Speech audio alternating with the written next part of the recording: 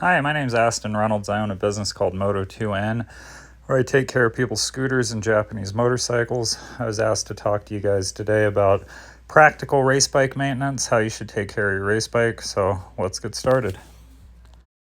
There's two different approaches I want to talk about to race bike maintenance. The first approach is a proactive approach. That's for people who are trying to win races, pro race teams trying to win a championship. Most of us use a mixed approach and we still win races and have fun, etc. So for example, your oil and filter changes, that's always going to be proactive. However, suspension rebuilds, those can be reactive.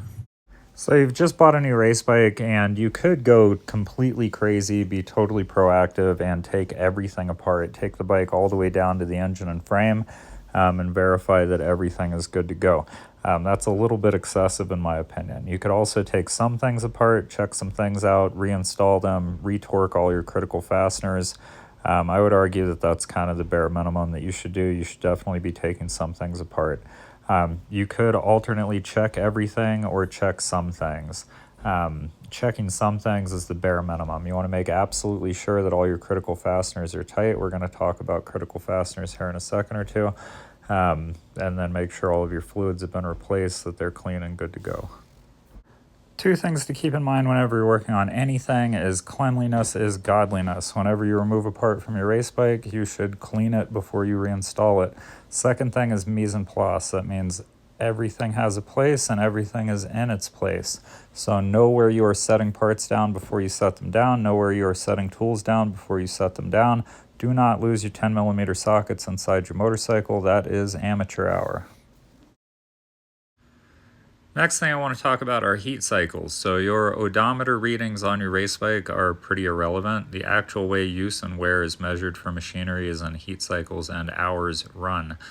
One heat cycle is equal to from full cold to heat soaked and back to full cold. Hours are how much time the machine has run during these heat cycles. Stuff needs to happen to your race bike just about every other heat cycle, even if it's just to inspect parts. So let's talk about your fluids. The oil in your machine, it needs to be changed every 5 to 10 operating hours. Stock motor twins can get away with a little bit longer, but if you're on a 600, I would stick to doing it every 5 or 10 operating hours. If your bike is equipped with an odometer, the average speeds for someone who's fast to semi-fast around HPR is about 75 to 80 miles an hour or so you can figure it out with an odometer. It's about every 400 to 800 miles you need to change your oil. Your brake fluid, seasonal or when your brake lines get removed. The front brake is your baby, so take care of it. Your coolant, you need to do that seasonal and do not let it freeze. If you store your bike outside in a trailer in an uninsulated garage, that is a huge danger and it will blow your engine just as fast as hitting the rev limiter repeatedly will on track. So your suspension, you can do those rebuilds in a reactive kind of way. Your fork oil, my preference is to do it twice a season and I rebuild them at the first sign of seal leakage. Your shock oil, it's preference, but rebuild it every season or even more often if you're trying to build or you're trying to win a championship. Next up, let's talk about torque wrenches. So I have personally seen tons and tons of people strip their oil drain bolts trying to use torque wrenches to tighten them. They wait for a click that never comes. So it's a good idea to use some common sense whenever you're using a torque wrench. In fact, most mechanics, we don't really use torque wrenches except for cylinder head bolts. We generally just use the size of the ratchet, kind of dictates like how much torque the fastener is going to get. So if you have a low torque fastener, you can use a 1/4-inch drive ratchet. If you have like a medium torque fastener, like for your controls or your triple clamp, that's going to be a 3/8 drive ratchet. And then big bolts like your axle nuts, that sort of thing, you're going to use a 1/2-inch drive. And about as tight as you can get it with those 3 size ratchets, that's going to be about proper torque for most fasteners. But again, use common sense. It all kind of boils down to common sense. Next up, let's talk bearing surfaces. So you should grease your axles every time they're removed, and you're going to be removing them frequently because you are on a race bike and race bikes eat tires. So next up, your front and rear pivots. These are really important. You should do these seasonally, and they are often overlooked. So be proactive about it during the off season. I'm talking about your steering neck bearings and the swing arm pivot. So during the off season, go ahead and remove your swing arm. Go ahead and remove your front triple clamp. That's an operation in and of itself, and re-grease those bearings. Your wheel bearings, you should check those every time you have the wheels off, which again is going to be frequently because you are, again, running a race bike at a racetrack. So they eat tires, so your wheels are going to come off all the time. You might as well stick your finger in there and check the bearings for any kind of notchiness. If you do feel any kind of notchiness, it is time to replace those things, which that is a whole other operation unto itself too. So yeah, that's it for bearing surfaces. Next up, let's talk consumables. These are all the things that cost you money on a more or less frequent basis. So stuff like your air filter, your spark plugs, tires. Oddly enough, we're even going to talk about tires, grips, cables, brake rotors, and brake pads. So we're going to go through those separately. First thing is your air filter. You can be proactive about it, check it every 2 or 3 rounds and replace it as necessary, or you can be reactive and wait for your bike to start running funny and hope that's the only thing wrong with it.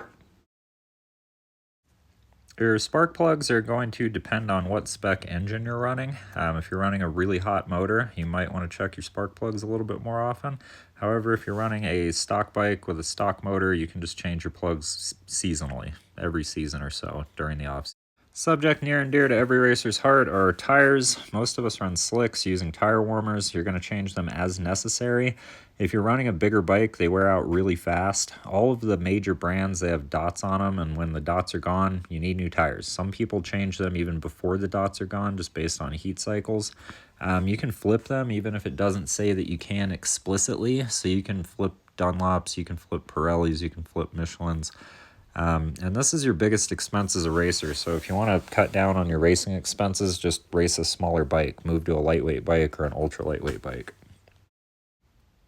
Moving right along to one half of your control surfaces. So unlike your foot pegs, your grips actually do wear out.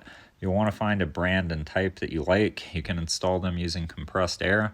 You can glue them on, you can wire them on, or sometimes they stick with no extra help. Cables are a fun topic. You should lube them between rounds or whenever you have them apart. Use a power luber and some kind of silicone-based lubricant. PB Blaster works fine. And we would hate to see your clutch cable break on the start line, so inspect it regularly. Brake pads are your second biggest expense next to tires. Remove and replace them as necessary. By the way, that's what RR in all caps means whenever you see it on a mechanic's invoice. It means remove and replace. Your rotors have a minimum thickness that you need to check seasonally or more often, and you need to change them as they approach that minimum thickness or they go under. You can use a caliper to do this with. Next up is your drivetrain. That's everything that's responsible for transferring the power from the engine to the rear wheel. So first up is your chain and sprockets. You should replace those when you start to notice wear. They do not have to be changed all at the same time. This is not a street bike, it's a race bike. You should start looking at your clutch whenever it starts to slip. They're typically very easy to replace. You just remove a cover, pop 5 bolts, replace the clutch just like it came off. Super simple. Make sure the gasket goes in there properly. Last thing is your cush drives. These are the little pieces of rubber that dampen the power transfer from the engine to the rear wheel. And you should be inspecting those every time you have your rear wheel off, and you should replace them at the first sign of wear. Second to last, but certainly not least, are your valve clearances. So the proactive way to do this is to check it seasonally or even between rounds. It depends kind of on how hot your motor is, and you know your bike better than anybody else. So you should have a good idea of when you need to check your valve clearances. You can also take a more reactive approach, which is just wait until your bike has trouble hot starting or idling and then check the valves, and you'll likely have to adjust them. For most of you, this isn't going to be something that you can do by yourself. This is something that you're going to have a shop do, or if you're a DIYer with some experience, you can certainly tackle it on your own. At the end of the day, this is all just Legos.